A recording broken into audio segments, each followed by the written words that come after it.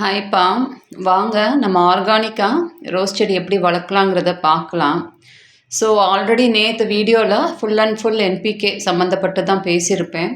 So ஏன் அப்படின்னா கொக்கோபிட்டில் organic கொடுத்து வளர்க்க முடியாது, சிண்டரில் ஆர்கானிக் கொடுத்து வளர்க்க முடியாது. ஸோ அதே மாதிரி சாயிலில் கழுவி வைக்கிறவங்களுக்கு ஆர்கானிக் கொடுத்து பேபிலேருந்து வளர்க்கணும். ஸோ அது வளர்க்க முடியாது. ஸோ நிறைய பேர் ஆர்கானிக்கில் வளர்க்குறவங்க இருப்பீங்க. அதாவது நாங்கள்லாம் எப்படி வளர்க்கலாம் அப்படின்னு கேட்குறீங்க. ஸோ உங்களுக்கு உண்டான வீடியோ தான்ப்பா. ஒரு 1 மாதத்துக்கு முன்னாடி ஒரு பொண்ணு கூட கேட்டுச்சு, சின்ன பொண்ணு 10th படிக்கிறது. நீங்கள் நிறைய சொல்கிறீங்க, வீடியோ பார்க்க சந்தோஷமாக இருக்குது, பூவெல்லாம் நல்லா இருக்குது, செடி ஹெல்த்தியாக இருக்குது. ஆனால் எனக்கு தான் ஒன்றும் புரிய மாட்டேங்குது. எனக்கும் இப்படியெல்லாம் ரோஸ் வளர்க்கணுன்னு ஆசை, ஆனால் என்னால் இதெல்லாம் வாங்க முடியாது அப்படின்னு ஒரு 10th படிக்கிற பொண்ணு சொல்லுச்சு. ஸோ அந்த மாதிரி வாங்க முடியாது, தாக்கத்து வாங்க முடியாது, மைக்ரோ நியூட்ரியன்ட் வாங்க முடியாது. வீட்டில் வச்சு நம்ம ரோஸ் வளர்க்கணுன்னு ஆசைப்படுறவங்களுக்கு ஜஸ்ட் ஒரு கைடுப்பா, நீங்கள்லாம் எப்படி வளர்க்கலான்னு. பட் நான் இந்த வீட்டில் நீங்கள் அரிசி கழுவுனது, பருப்பு கழுவுனது அதெல்லாம் நான் சொல்ல மாட்டேன். அதெல்லாம் கண்டிப்பாக கொடுத்தா ஒர்க் அவுட் ஆகாது. ஸோ நான் சொல்கிறேன் சிலதெல்லாம், அந்த டிப்ஸை நீங்கள் ஃபாலோ பண்ணி நீங்களும் அந்த மாதிரி வளர்க்கலாம். ஸோ ஃபஸ்ட்டு நம்ம மண் ஆல்ரெடி நான் ஒரு 3 விதமான மண் காமிச்சிருக்கேன். ஸோ அதுவும் உங்களால் பண்ண முடியலன்னா, என்ன வீட்டில் இருக்க கார்டன் சாயில், என்ன சாயில் உங்கள்கிட்ட இருக்கோ ஒரு பங்கு கொக்கோபிட், ஒரு பங்கு கம்போஸ்ட், உங்கள் வீட்டில் இருக்கிற கம்போஸ்ட்டு, எந்த கம்போஸ்ட் வேணால் நீங்கள் எடுத்துக்கலாம். மாட்டுத்தொழு உரம், ஆட்டுத்தொழு உரம், இல்லைனா நீங்கள் வீட்டில் கம்போஸ்ட் ரெடி பண்ணியிருந்தீங்கன்னா அந்த உரம், இல்லை எந்த உரம் வேணாலும் எடுத்துக்கலாம். 1:1:1 கூட நீங்கள் எடுத்துக்கோங்க. கொஞ்சமாக போன் மீல் மிக்ஸ் பண்ணுங்கள், கொஞ்சம் வேப்பம் புண்ணாக்கு மிக்ஸ் பண்ணுங்கள், ட்ரைகோடர்மா இருந்துச்சுன்னா அது ஒரு ஸ்பூன் மிக்ஸ் பண்ணுங்கள். நல்லா கலந்துட்டு நீங்கள் ஒரு 10 நாள் 15 நாள் ஊற வைங்க. எப்பயுமே ஒரு மிக்ஸ் பண்ணிங்கன்னா, ஆர்கானிக்கோடு நீங்கள் மிக்ஸ் பண்ணிங்கன்னா கண்டிப்பாக ஊற வைக்கணும். கொஞ்சம் அதில் நிறைய ஹீட் ஜென்ரேட் ஆகும். ஸோ சூடு நிறைய வரும், புது செடிகளுக்கு சரிப்பட்டு வராது. கொஞ்சம் ஒரு வாரமாவது நீங்கள் ஊற வச்சுட்டு அதுக்கப்புறம் நீங்கள் செடி வாங்கிட்டு வரணும். அதாவது ஃபஸ்ட்டு பிகினர்ஸ், புதுசாக வளர்க்குறவங்களுக்கு முடிஞ்ச அளவுக்கு இந்த காஷ்மீரி ரோஸ், நாட்டு ரோஸ், அதே மாதிரி இந்த புஷ்ஷாக வளர்கிற ஃப்ளோரிபண்டா மாதிரி கொத்து கொத்தாக பூக்கிற அந்த மாதிரி ரோஸ், குட்டி குட்டி பூ, அந்த மாதிரி வெரைட்டிஸ் ஈஸியாக வளரும், உங்களுக்கு பிரச்சனை இல்லாமல் இருக்கும்.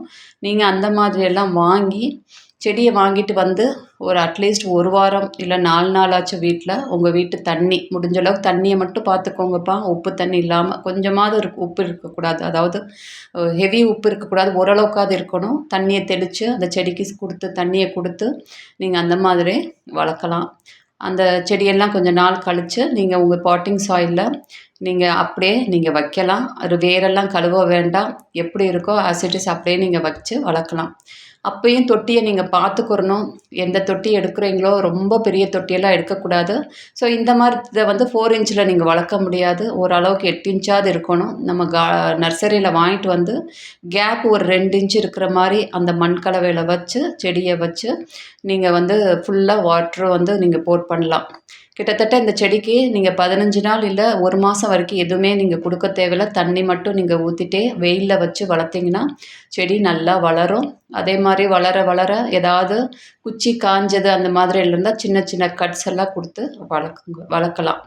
ஸோ நீங்கள் என்ன மாதிரி, அதாவது மண் கலவை அது அசிடிக்காக இருக்கணும், முடிஞ்ச அளவு கொஞ்சம் லைட்டாக அசிடிக்காக இருக்கும். இந்த கம்போஸ்டெல்லாம் போடும்போது அளவுக்கு மீறி கம்போஸ்ட் போட்டிங்கன்னா ரொம்ப அசிடிக்காக மாறிடும், அது பிரச்சனை வந்துடும் செடிக்கு. எல்லாமே அளவோடு கொடுக்கணும். அந்த மாதிரி கொடுத்து நீங்கள் வளர்க்கலாம்ப்பா.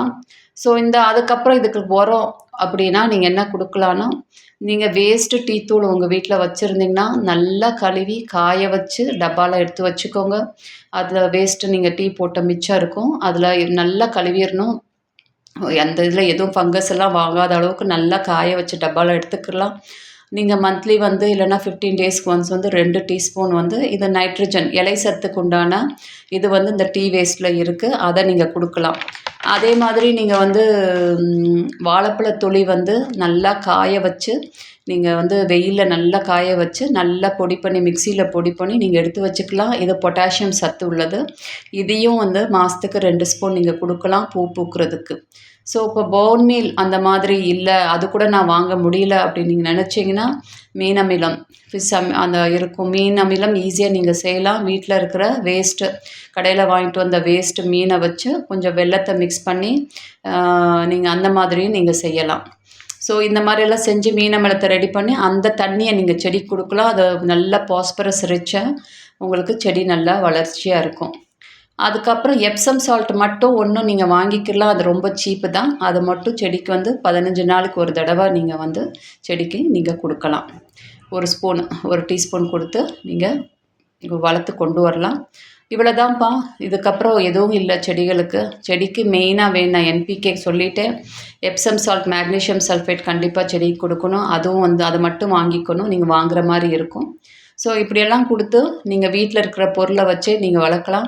ஆனால் நீங்கள் அந்த வீட்டில் அந்த கழுவுன தண்ணி அந்த மாதிரி கொடுத்தா தான் பிரச்சனை வந்துடும், ஃபங்கஸ் வந்துடும். ஸோ நாங்கள் இன்செக்டிசைடு பூச்சிக்கு என்ன கொடுக்கலாம் அப்படின்னா, வேப்ப எண்ணெய் வாங்கிக்கோங்க.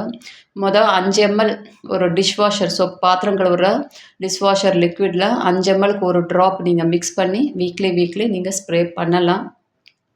2வது வாரம் ஒரே வேப்பெண்ணெய் பண்ணாமல் அடுத்த வாரம் நீங்கள் இஞ்சி, அந்த மாதிரி பூண்டு, மிளகாய் அந்த மாதிரி மிக்ஸ் பண்ணி அந்த கரைசலை நீங்கள் ஸ்ப்ரே பண்ணலாம். மாற்றி பண்ணலாம். இன்னொன்று பேக்கிங் சோடா, ஆப்ப சோடா வீட்டில் வச்சுருப்பீங்க. அது வந்து 1 டீஸ்பூனு நீங்கள் 1 லிட்டர் வாட்டரில் கொஞ்சம் அதுவும் வந்து லிக்விட் சோப்பு மிக்ஸ் பண்ணி நீங்கள் ஸ்ப்ரே பண்ணலாம். இப்படி மாற்றி ஸ்ப்ரே பண்ணி செடிகளை வளர்க்கலாம். ஆர்கானிக் வேலை எதுவுமே நீங்கள் கடையில் காசு கொடுத்து வாங்கணுன்னு அவசியம் இல்லை. இந்த செடியை வந்து வேற கழுவாமல் எப்படி இருக்கோ அப்படியே நீங்கள் வச்சு வளர்க்கலாம். ஸோ அதெல்லாம் வந்து ஆர்கானிக்காக வளர்க்குற மெத்தடு நான் சொல்லிட்டேன். இதெல்லாம் வாங்க முடியலேன்னு சொல்கிறவங்களுக்கு இந்த மாதிரி நீங்கள் வளர்க்கலாம். செடி நல்லா தான் வளரும். உங்களுக்கு வீட்டுக்கு தேவையான அளவுக்கு பூ கொடுத்துக்கிட்டு தான் இருக்கும்.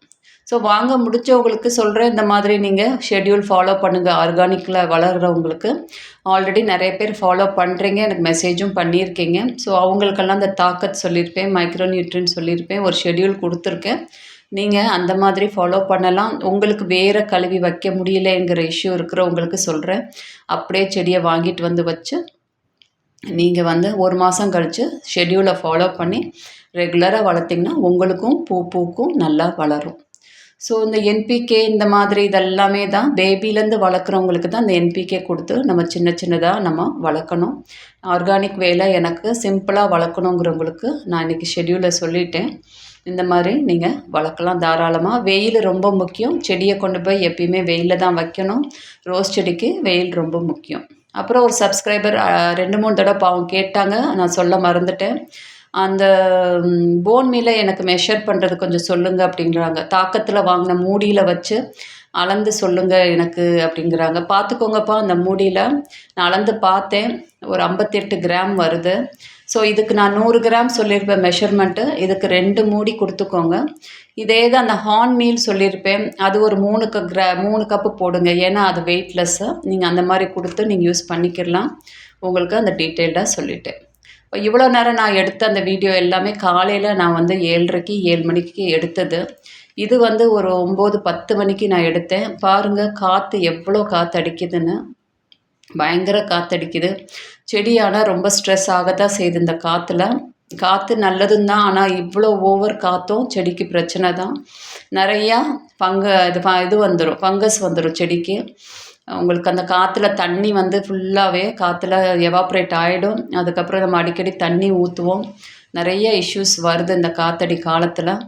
ஸோ அதையும் நம்ம கவனித்து பார்க்கணும். முடிஞ்ச அளவுக்கு எல்லா செடியும் ஒட்டி வச்சிடணும். நீங்கள் செவரை ஒட்டி வச்சுக்கிற வேண்டிதான். 1-2 செடி இருந்தால் கொஞ்சம் நிழலாக எடுத்துகிட்டு போய் வைக்கலாம். நிறைய செடி இருக்கிறவங்களுக்கு செவரை ஒட்டி தான் வைக்கணும். நிறைய செடி கீழே விழுந்துருது. காலையில் கூட நான் அந்த சிண்டர் செடியை கூட தள்ளி வச்சேன். ரொம்ப ஒட்டி வச்சா பிரச்சனை வருது அப்படின்னு. அது கூட இப்போ உங்களுக்கு எடுத்துகிட்டு இருக்கும்போதே கீழே விழுந்துருச்சு. அது ஃபுல்லாக சிண்டர் கொட்டி போச்சு, வேரெல்லாம் வெளியில் வந்துடுச்சு. ஸோ கொஞ்சம் இந்த காற்றடி காலம் முடிகிற வரைக்கும் செடியை கொஞ்சம் பார்த்து தான் வைக்கணும். ஸோ அதே மாதிரி நீங்கள் இந்த சீரீஸ் ஆரம்பிக்கிறவங்களுக்கு நீங்கள் முடிஞ்ச அளவுக்கு உங்கள்கிட்ட ஏதாவது செடி பழசு இருக்குது அப்படின்னா கூட அந்த செடியை கூட நீங்கள் எடுத்து இது பண்ணலாம். பாருங்கள், இந்த ஃபங்கஸ் எல்லாம் இந்த மாதிரி வருது இந்த காற்றடி காலத்தில். இலையெல்லாம் இப்படி ரொம்ப மஞ்சளாகுது. ஸோ நம்ம ஃபங்கிசைடை நம்ம அடிக்கணும். நம்ம ஷெட்யூலில் ஃபங்கிசைடு நம்ம வச்சுக்கணும். உங்கள்கிட்ட என்ன இருக்கோ அது ஸ்ப்ரே பண்ணலாம். ஸோ இப்படி தான்ப்பா அந்த ரோஸ் செடியெல்லாம் வளர்க்கலாம். அந்த சீரீஸில் கூட நான் என்னென்னா என்கிட்ட ஆல்ரெடி நர்சரியில் வாங்கி மண்ணில் இருக்குது செடி.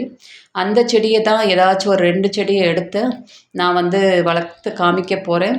2வது நான் ஆன்லைன் ரோசஸ் எல்லாம் வாங்கும்போது கொஞ்சம் வெரைட்டிஸ் டிஏ ரோசஸ் நிறையா வாங்கலான்னு பிளான் இருக்குது. ஸோ அதெல்லாம் நான் கண்டிப்பாக சிண்டரில் தான் வளர்க்க போகிறேன். ஆல்ரெடி நிறைய எனக்கு கொக்கோபீட்டில் செடி இருக்குது. திருப்பி நான் நிறைய கொக்கோபீட்டில் வளர்க்க விரும்பலை. எனக்கு நான் அடுத்து சிண்டரில் வளர்க்கத்தான் ஆசை. ஸோ நான் நிறையா வந்து டிஏ ரோசஸ் அந்த என்கிட்ட இல்லாத ரேர் வெரைட்டிஸ் நிறையா வாங்கலான் இருக்கேன். உங்கள்கிட்ட நான் வீடியோ எடுத்துகிட்டு இருக்கும்போதே பாருங்கள், இந்த தொட்டி கீழே விழுந்துருச்சு. சின்ன தொட்டி வெயிட்டு தாங்காமல் காற்றுக்கு கீழே விழுந்து எல்லாம் கொட்டிருச்சு. ஸோ வெயில் படட்டும்னு நான் எடுத்து கொஞ்சம் தள்ளி வச்சுருந்தேன் ஒட்டாமல். அது வந்து உங்களுக்கு கீழே விழுந்து எல்லாமே அந்த வேரெல்லாம் வெளியேது. அடிக்கடி இப்படி ஆகும்போது செடிக்கு இஷ்யூஸ் வந்துடும். ஸோ முடிஞ்ச அளவுக்கு எல்லா செடியும் வெயிட்லெஸ் மீடியா செடி எல்லாமே ஒட்டி வைக்கிறதா நல்லது. ஸோ பாருங்கள் எப்படி வந்துருச்சு எல்லாமே, அந்த வேர் எல்லாம் வெளியில் வந்துருச்சு. இப்போ திருப்பி எல்லாத்தையும் ஃபில்லப் பண்ணி கொஞ்சம் தண்ணியை தெளித்து விட்டுறணும். ஸோ அப்புறம் யூபிவிசி ஸ்டாண்டை பற்றி போடுங்க அப்படின்னு சப்ஸ்கிரைபர் நீங்கள் கேட்டிருக்கீங்கப்பா. போடுறேன். பட் ஆனால் யூபிவிசி ஸ்டாண்ட் ஆல்ரெடி என்கிட்ட நிறையா இருக்குது. புதுசாக நான் செஞ்சு காமிச்சேன்னா எனக்கு அது வேஸ்ட்டு தான். நான் ஆல்ரெடி இந்த செடியவே என்னால் ஸ்டாண்டில் வைக்க முடியல, எல்லாமே கீழே விழுகுது.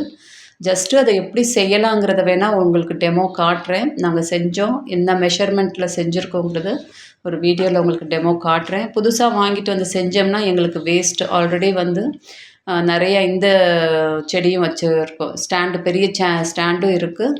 யூபிவிசி நிறைய செஞ்சது இருக்குது. ஸோ அதெல்லாம் எனக்கு வேஸ்ட்டாக போயிடும். நான் எப்படி செஞ்சேன், என்ன மெஷர்மெண்ட்டு அதை மட்டும் உங்களுக்கு நான் சொல்லிடுறேன். பாருங்கள், இந்த செடியெல்லாம் கொண்டு போய் திருப்பி இந்த செவரோரமாக எடுத்து வச்சுட்டேன். கொஞ்சம் காற்று படாமல் இருக்கட்டும். நிறையா உங்கள் இடத்துலலாம் நிறையா மழை இருக்குதுன்னு கூட நிறைய சப்ஸ்கிரைபர் நீங்கள் சொன்னீங்க. ஸோ கொஞ்சம் பார்த்து தான்ப்பா செடியை வச்சுக்கணும். ட்ரைனேஜ் ஹோல் ரொம்ப முக்கியம் செடிக்கு. நீங்கள் தொட்டியில் வாங்கி வச்சிங்கன்னா நிறைய ஹோல்ஸ் கொடுக்கணும். நிறைய ஹோல்ஸ் கொடுத்தா நீங்கள் தண்ணி பிரச்சனை வராது, ஃபங்கஸ் பிரச்சனை வராது. நீங்கள் ஹோல்ஸ் நிறையா கொடுக்காம அடைச்சிக்கிருச்சுன்னா நிறையா இஷ்யூஸ் இந்த மாதிரியெல்லாம் வந்துடும்.